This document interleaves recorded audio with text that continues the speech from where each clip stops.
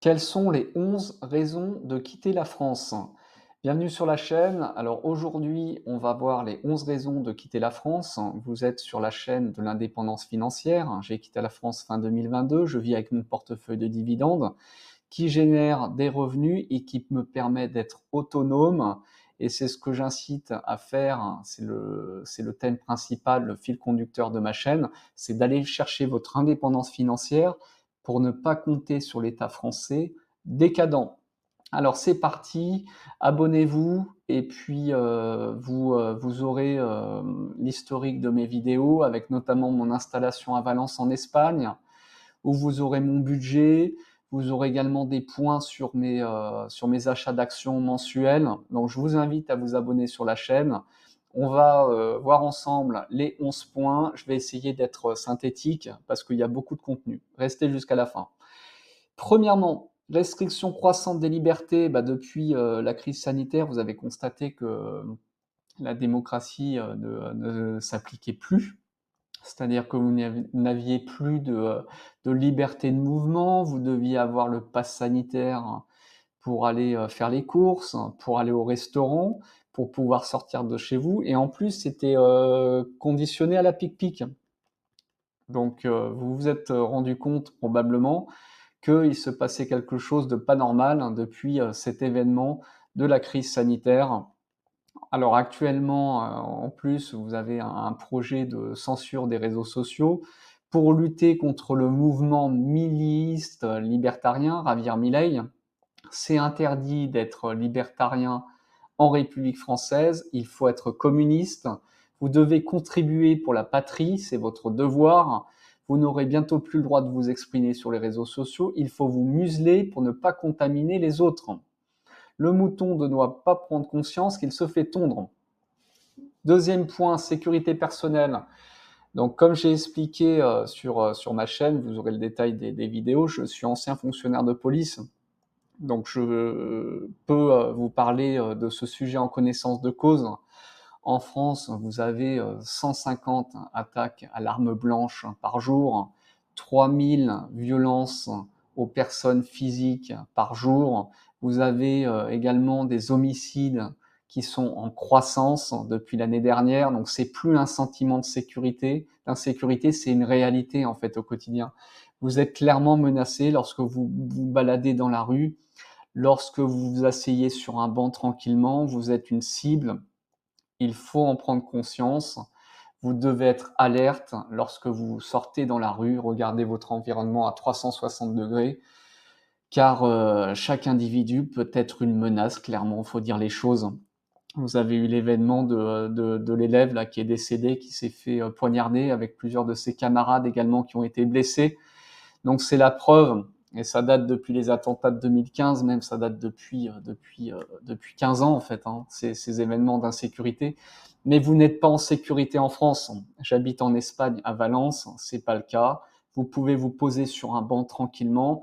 Vous n'avez pas ce sentiment d'insécurité que vous avez en France dans une grande ville française. J'habite à Valence en Espagne, qui est la troisième ville d'Espagne. Vous n'avez pas ce sentiment. Troisième point, immigration sauvage. Donc arrivée massive de clandestins sans contrôle, avec un État perçu comme laxiste sur la situation illégale de nombreux migrants. On carbure à minima à 500 000 migrants par an en immigration légale comme illégale. Alors je ne suis pas du tout contre l'immigration, puisque j'ai moi-même migré en Espagne.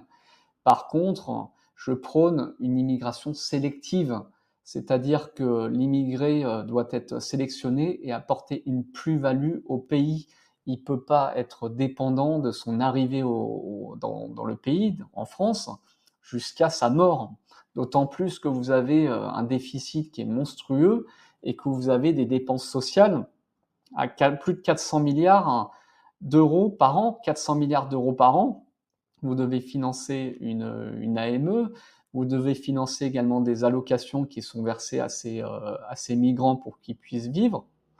L'État français n'a plus les moyens. On préfère privilégier l'actif ou l'improductif en France. Je vous laisse répondre à la question. Mais sachant que l'État vous prend 70 de votre création de richesse, la réponse est vite répondue, je pense.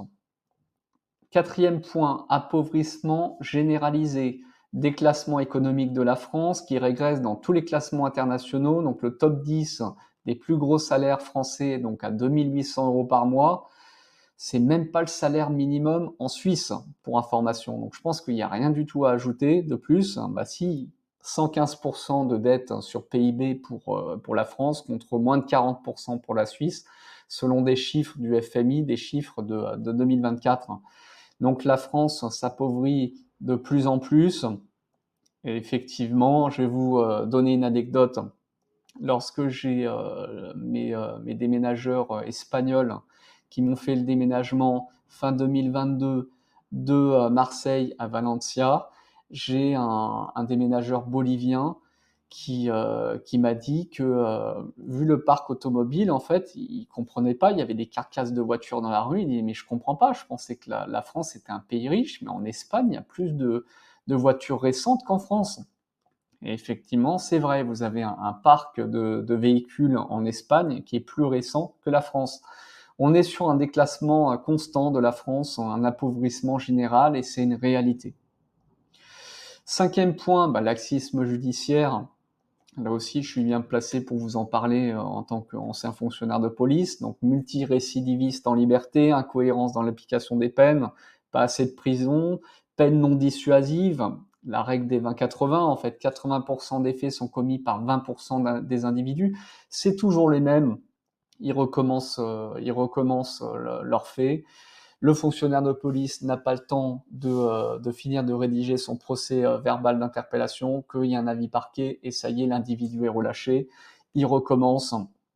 Et puis, ce qui fait que vous avez une montée en puissance dans la délinquance jusqu'à des homicides. Voilà, tout simplement. Donc, il n'y a rien à dire de plus. Laxisme judiciaire, ça fait 15-20 ans que c'est comme ça, en fait.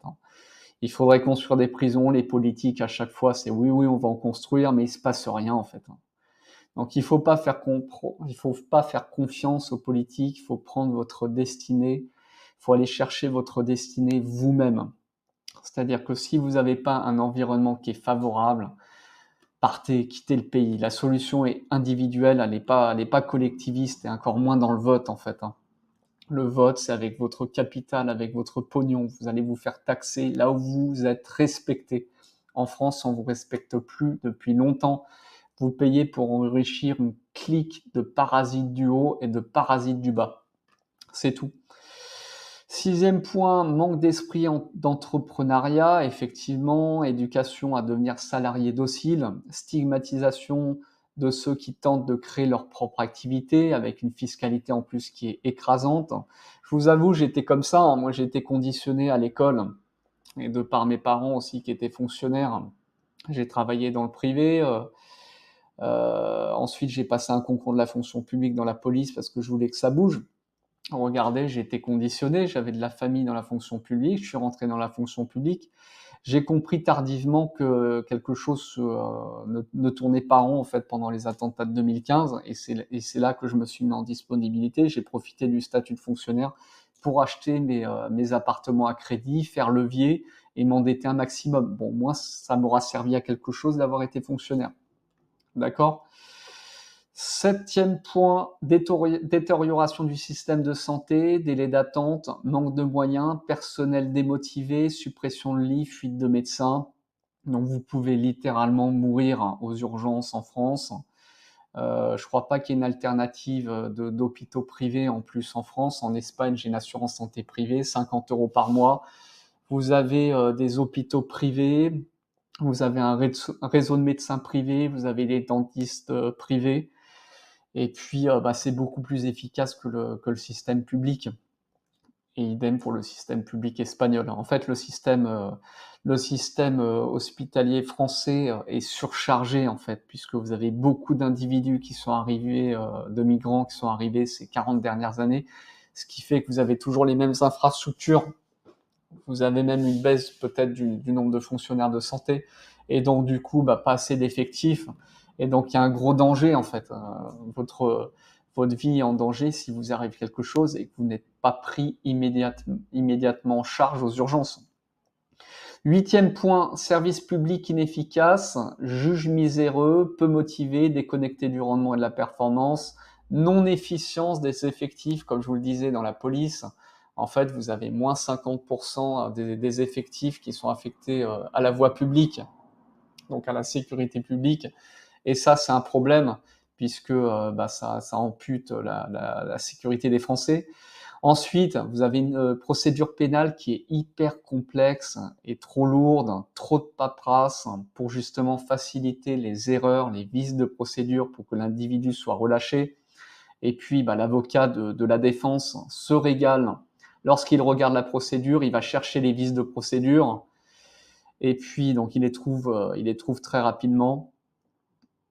Donc en fait, on brasse du vent, c'est inefficient et puis ça encourage la délinquance. Pourquoi? Parce que le taux de vice de procédure est très important. Lorsque vous avez un dossier avec plusieurs actes de procès-verbaux qui fait plusieurs centaines de pages, c'est très facile de trouver un vice de procédure en fait, hein. Et vous avez des affaires complètement aberrantes avec des individus multirécidivistes qui, du coup, sont relâchés parce que c'est limite, il manque un guillemet ou un point et ça y est, c'est bon, la procédure est cassée. À croire que c'est fait exprès même d'ailleurs. Alors, 9e point, perte d'efficacité globale du système, impression que tout dysfonctionne, peu importe le domaine, transport, santé, éducation, donc là c'est dans un cadre général. 10e point, déni sur la situation réelle. Donc, beaucoup continuent à croire que la France est un modèle, alors que les statistiques démontrent le contraire. Regardez les endettements du pays. Ceux qui croient au système sont ceux qui touchent de l'argent public, pour moi. Ceux qui dépendent d'argent public, donc les boomers, les allocataires sociaux pour une minorité, et puis les fonctionnaires, les hauts fonctionnaires, puisque les fonctionnaires de base sont mal payés par rapport à ce qu'on leur demande, si c'est des fonctions régaliennes, bien sûr. Donc la France, c'est un paradis, effectivement, quand vous êtes un boomer avec une pension qui est revalorisée par l'inflation. Si vous êtes haut fonctionnaire hors cadre avec un emploi fictif à 8 000 € par mois, j'ai fait un calcul dans une autre vidéo, on pourrait faire à minima 100 milliards d'euros par an d'économie sur ces fonctionnaires, ces emplois fictifs qui servent à rien et conserver uniquement les fonctions régaliennes, mais c'est du clientélisme politique et le pouvoir compte sur le clientélisme politique. Et le problème, c'est que comme les boomers seront majoritaires dans les élections jusqu'en 2040, et du coup, il n'y a pas de situation de changement à envisager. La solution est individuelle. Point numéro 11, fatigue psychologique face aux responsables politiques, donc rejet viscéral de certaines figures comme le président de la République, Bruno Le Maire, Marine Le Pen, le RN. C'est uniquement du clientélisme politique avec pour seul objectif de se maintenir au pouvoir et de se faire réélire. On propose rien de concret pour redonner du pouvoir d'achat, par exemple, à Nicolas, pour couper dans la dépense publique, pour réduire les pensions des boomers, pour réduire les allocations sociales. En fait, il y a rien de concret pour vous inciter à changer, pour inciter en fait à changer les choses dans le système en fait. On veut perpétuer en fait ce système. Pourquoi? Parce que ces gens vivent gravement d'argent public et ils n'ont aucun intérêt à faire changer les choses. Voilà. Donc mon objectif, c'est vous faire investir sur les marchés financiers. Donc abonnez-vous à la chaîne.